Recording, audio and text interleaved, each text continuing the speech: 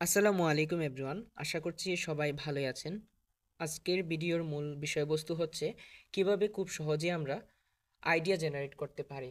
একটা সময় আমিও এই জিনিসটা নিয়ে স্ট্রাগল ফেস করছি, কিন্তু এই মেথডটা আমাকে অনেক বেশি হেল্প করছে। ইভেন আমার রাইটিং যেদিন এক্সাম দিয়েছিলাম, এই মেথডের মাধ্যমে আমি সহজে অ্যান্সার করতে পেরেছি। তাই আমার মনে হলো যে মেথডটা আপনাদের সাথে শেয়ার করা উচিত, এবং আমার মতে এটা অনেক একটা ইনোভেটিভ একটা মেথড। যাই হোক, বেশি কথা না বলে আমি শুরু করতে চাচ্ছি, এবং এটা কিন্তু মাত্র পার্ট ওয়ান। আমি চাচ্ছি যে এটার একটা ফুল একটা সিরিজ আনবো, যে প্রত্যেকটা টাইপের রাইটিংয়ে আমরা কিভাবে কিভাবে আইডিয়া জেনারেট করব, বা আমরা অনেক কিছু কিছু টপিক আছে যেগুলোতে আইডিয়া জেনারেট করে একটু হার্ড, একটু ট্রিকি কিছু কোয়েশ্চেন টাইপ থাকে অথবা কোয়েশ্চেন থাকে যেগুলো আমাদের একটু হার্ড মনে হয়। তো আমি সব কিছুই আপনাদের সাথে শেয়ার করব। এটা জাস্ট একটা পার্ট ওয়ান, জাস্ট একটা স্টার্টিং পয়েন্ট। সো আপনারা সাথে থাকবেন, এটা জাস্ট একটা পার্ট ওয়ান। ওকে, আচ্ছা, আমরা শুরু করতে যাচ্ছি। Generate unlimited ideas. আচ্ছা, আমরা যে মেথডটার সম্পর্কে কথা বলতেছি, মেথডটা হচ্ছে প্যাস্টেল, PESTEL, প্যাস্টেল। এটা 5টা শব্দের প্রথম অক্ষর দ্বারা একটি শব্দ, যেটাকে আমরা প্যাস্টেল নামে মনে রাখবো। প্যাস্টেল দ্বারা কি বোঝায়? প্যাস্টেল দ্বারা দেখেন, প্যাস্টেল দ্বারা বোঝানো হচ্ছে এখানে পি দ্বারা পলিটিক্যাল, ই দ্বারা ইকোনমিক্যাল, এস দ্বারা সোশ্যাল, টি দ্বারা টেকনোলজিক্যাল, ই দ্বারা ইথিক্যাল, এবং এল দ্বারা লিগ্যাল। এই 5টা জিনিস দ্বারা আপনারা যে কোনো ধরনের আইডিয়া জেনারেট করতে পারবেন। যেমন পলিটিক্যাল দ্বারা রাজনৈতিক বোঝায়, ই দ্বারা এখানে ইকোনমিক্যাল বোঝানো হচ্ছে অর্থনৈতিক, এস দ্বারা সোশ্যাল, যেটা হচ্ছে আমাদের সমাজ ব্যবস্থাকে বোঝানো হচ্ছে, টি দ্বারা টেকনোলজিক্যাল, ই দ্বারা ইথিক্যাল নৈতিকতা, এল দ্বারা লিগাল বৈধতা। যেমন আমি এখানে আপনাদের একটা এক্সাম্পল দ্বারা এটা ক্লেরিফাই করতে চাচ্ছি। যেমন এক্সাম্পলে আমাদের একটা কোয়েশ্চেন আছে, যেটা হচ্ছে একটা ডিসকাশন এসে, একটা ডিসকাশন টাইপ এসে।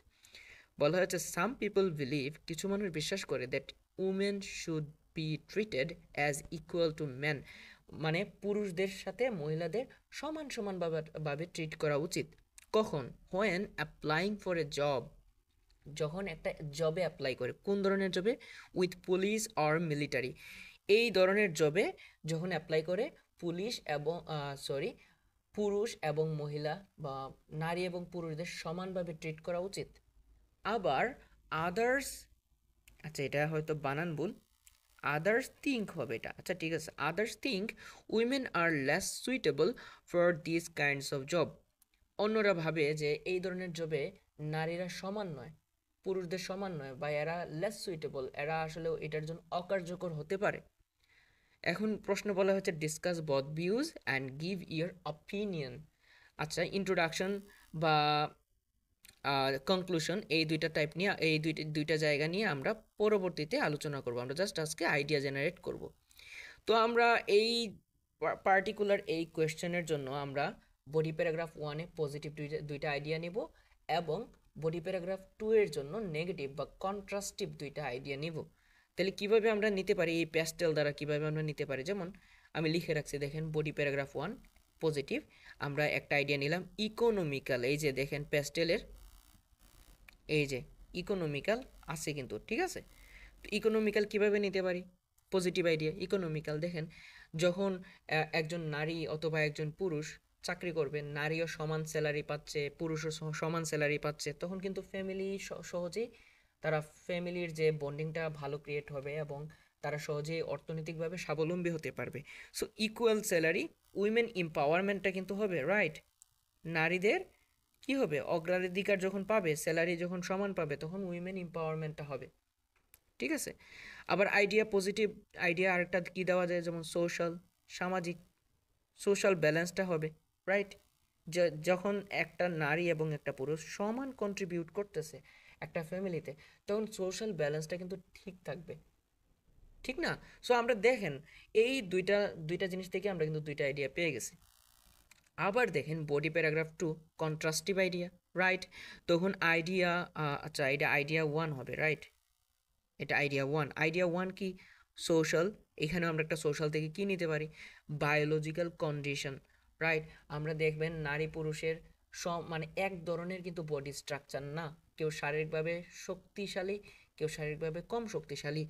তো আনইকুয়াল বা আনইকুয়াল স্ট্রেংথ, রাইট, সমান শক্তি না, তখন কি সমান কাজ করতে পারবে না।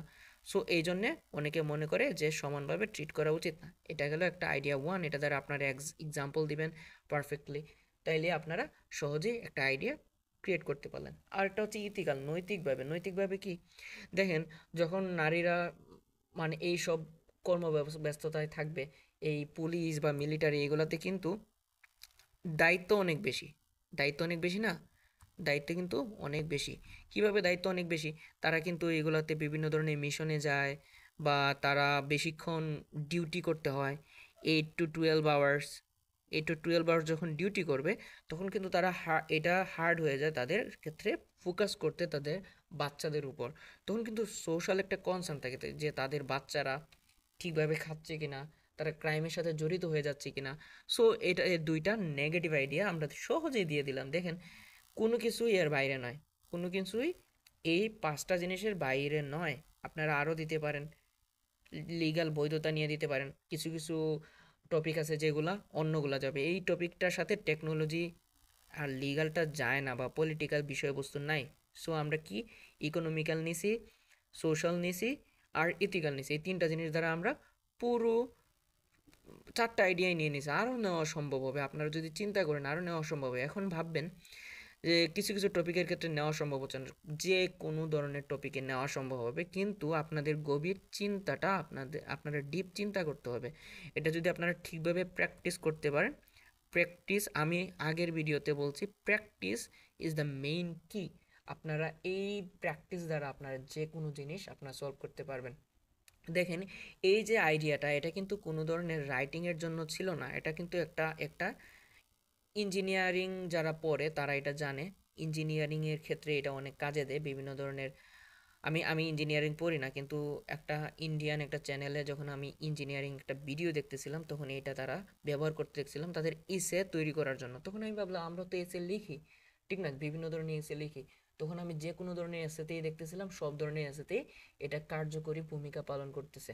আপনারা সহজে এটা পাবেন না, এটা একটা ইনোভেটিভ পদ্ধতি বা মেথড। এটা নিয়ে সবাই বলে না, এই মেথডটা দিয়ে এটা একটা সিক্রেট মেথড। আপনারা যদি এটা নিয়ে কাজ করতে পারেন, আমি আশাবাদী যে আপনারা ভালো একটা কিছু করতে পারবেন ইনশাল্লাহ।